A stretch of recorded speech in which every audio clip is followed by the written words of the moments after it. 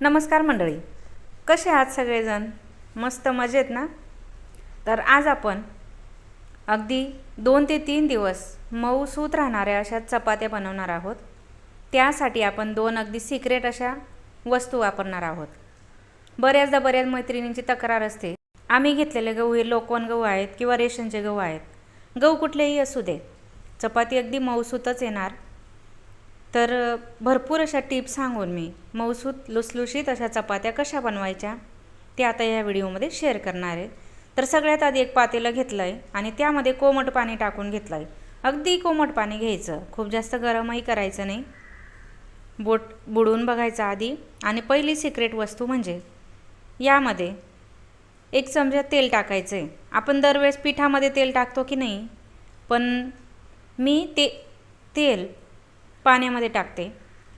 तर पाण्यात तेल टाकून घेतलं आहे. एका साईडला आता गव्हाचं कणिक घेतलं आहे, पाव चमचा मीठ टाकून घेतलं आहे. दुसरी सिक्रेट वस्तू आहे मीठ. मिठामुळे पोळीला अगदी छान अशी चव येते. आणि केव्हाही लोकवनचे गहू घ्या किंवा रेशनचे गहू घ्या किंवा शुगरचे गहू घ्या, ते दळताना 5 किलो गव्हासाठी पाव किलो सोयाबीनचे दाणे तुम्ही नक्की वापरा, जेणेकरून सोयाबीनचे जे पौष्टिक गुणधर्म आहेत तेही आपल्या पोटात जातील. म्हणून गहू दळताना सोयाबीनचा वापर नक्की करा. आणि आता लागेल तसं थोडं थोडं पाणी टाकून हे पीठ छान सुरुवातीला घट्टसर मळून घ्यायचं आहे. पाण्याचा अंदाज आपण करून घ्यायचा आहे आधीच आणि मगच पाण्यामध्ये तेल टाकून घ्यायचं आहे. कारण रोजच आपण गव्हाचं कणिक भिजवतो, तर आपल्याला पाण्याचा अंदाज हा असतोच. तर आता पाणी लागेल तसं टाकून छान कणिक मी घट्टसर असं भिजवून घेतलं आहे. आणि त्यानंतर आता अगदी थोडं थोडं पाणी वापरून हे कणिक आपल्याला अगदी छान मऊसूत असं करायचं आहे. तर पीठ अगदी मऊसूत असं मळून घ्यायचं आहे सुरुवातीलाच. तुम्ही जर गव्हाचं जे कणिक आहे, पोळ्यांचं पीठ आहे, ते जर घट्टसर मळलं तर चपाती जी आहे ती अगदी कडक येते. त्यामुळे केव्हाही चपातीसाठी आपण जे कणिक मळतो ते अगदी छान मऊसूतच मळायचं आहे. तर थोडं थोडं पाणी टाकून मी छान मऊसूत असं हे पीठ मळून घेतलं आहे. तर इथे तुम्ही बघू शकता अगदी मऊसूत असं हे पीठ तयार झालं आहे कणिक. त्यानंतर आता दुसरी महत्त्वाची टीप म्हणजे भिजवलेलं पीठ हे 15 मिनिट झाकून ठेवायचं आहे, जेणेकरून ते अगदी छान असं मुरेल. लगेच चपात्या करायला सुरुवात करायची नाही. तर इथे 15 मिनिट झालं आहे. वाटीला तुम्ही बघू शकतात पाण्याच्या वाफा लागलेल्या आहेत. याचा अर्थ आपण भिजवलेलं गव्हाचं पीठ अगदी छान असं मुरलेलं आहे. तर आता पोळपाट घ्यायचं आहे आणि पोळपाटला थोडंसं तेल लावून घ्यायचं आहे, जेणेकरून पोळपाटला हे कणिक चिकटायला नको. तर थोडं तेल लावून घेतलं आहे मी इथे. आणि आता अगदी महत्त्वाची टीप म्हणजे आपण जेव्हा रोज चपात्या करतो, परातीतच आपल्याला रोज पीठ चाळून घ्यावं लागतं. चपातीसाठी आपण जे लाटायला वापरतो ते, पण मी एका वाटीत चाळून ठेवते आणि त्याच्यातच एक तेलाची वाटीही ठेवते. म्हणजे पोळ्या करून झाल्या की लगेच हे पीठ आणि तेल आपण पिठाच्या डब्यात ठेवू शकतो. रोज रोज पिठाची करायची गरज येत नाही. त्यानंतर आता पोळपाटला तेल लावून भिजवलेलं कणिक अगदी छान 1 ते 1.5 मिनिट मळून घ्यायचं आहे. यामुळे ते अजून छान मऊ होतं. आणि आता त्याच्यातलाच पिठाचा गोळा काढून घ्यायचा आहे. आपल्याला जेवढी चपाती करायची तेवढं पीठ घ्यायचं आहे. हातावर मस्त असा गोल आकार देऊन घ्यायचा आहे आणि त्यानंतर थोडंसं कोरडं कणिक लावून घ्यायचं आहे आणि छान पुरीच्या आकारा एवढं लाटून घ्यायचं आहे. अगदी महत्त्वाची सिक्रेट टीप म्हणजे तुम्ही घडीची चपाती केली तर 3 पदरी केली, ती अगदी मऊसूत अशी राहते. तर नक्की घडीची चपाती तुम्ही करत जा. तर थोडंसं तेल लावून थोडं कोरडं कणिक टाकून घेतलं आहे, फोल्ड करून घेतलं आहे. परत थोडंसं तेल लावून कोरडं कणिक टाकून फोल्ड करून घेतलं आहे. असा हा त्रिकोणी आकारात उंडा करून घ्यायचा आहे. अशा चपात्या तुम्ही नेहमी करत जा. यामुळे या चपात्या 2 ते 3 दिवस अगदी मऊसूत राहतात, कारण छान लेयर पडलेले असतात त्यांना. तर आता थोडंसं कोरडं कणिक लावून घेतलं आहे आणि छान एकसारखी अशी ही पोळी लाटून घ्यायची आहे. बऱ्याच ठिकाणी याला चपाती म्हणतात, काही जण पोळी म्हणतात. तुमच्या भागात याला काय म्हणतात ते मला कमेंटमध्ये कळवा, कारण माझ्या तोंडातून बऱ्याचदा चपातीच नाव येतं. तर छान एकसारखी अशी ही चपाती लाटून घेतली आहे, कुठेही जाड वगैरे राहिलेले नाही.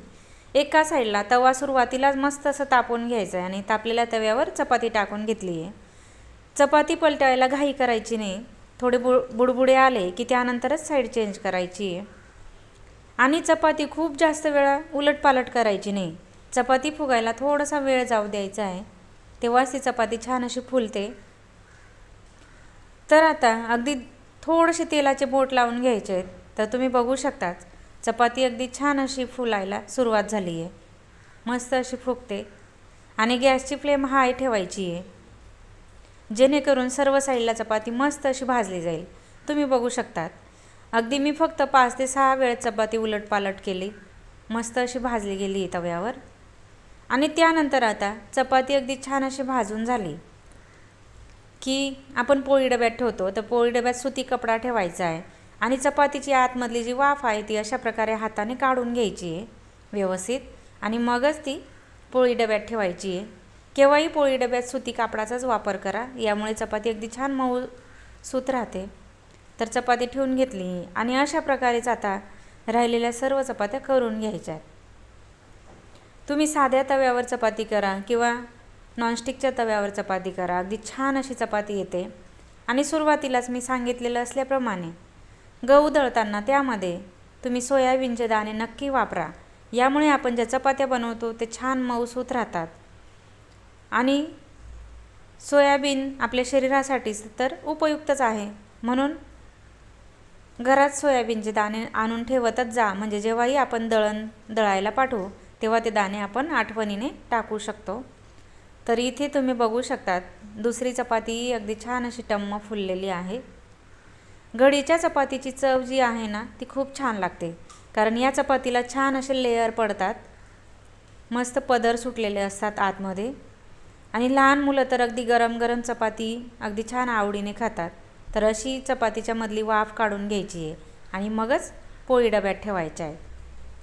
आणि लगेच पोळी डबा बंद करायचा नाही, थोडासा वाफ निघू द्यायच्या चपातीच्या आणि मगच पोळी डबा बंद करायचा आहे. तर इथे तुम्ही बघू शकतात सर्व चपात्या तयार करून झाल्यात, अगदी मऊ लुसलुशीत तयार झाल्या आहेत. आणि मी तुम्हाला लेअरही दाखवते. आतमध्ये अगदी छान भरपूर अशा लेअर पडलेल्या असतात. तुम्ही बघू शकतात अगदी मऊसूद अशी ही चपाती तयार झाली आहे. आणि हे बघा आतमध्ये अगदी छान अशा लेअर तयार झाल्यात, मस्त पदर सुटलेले आहेत. यामुळे ही चपाती खाताना आहे ना, भाजी सुकी जरी भाजी असली तरी अगदी छान असं पोट भरल्यासारखं जेवण होतं. नुसती चपातीही आपण खाऊ शकतो. तर अशा प्रकारे भरपूर अशा टिप्स आणि ट्रिक वापरून तुम्ही अगदी मऊसूद अशा चपात्या बनवू शकतात. अगदी 2 ते 3 दिवस या चपात्या मऊ लुसलुशीत राहतात. चला तर मग आजचा व्हिडिओ जर तुम्हाला आवडला असेल तर लाईक नक्की करा, शेअर करा. जास्तीत जास्त मित्रमैत्रिणींसोबत, नातेवाईकांसोबत या व्हिडिओची लिंक शेअर करा. चला तर मग भेटू अशाच नवनवीन रेसिपीसह. तोपर्यंत मस्त खा, स्वस्त रहा. धन्यवाद.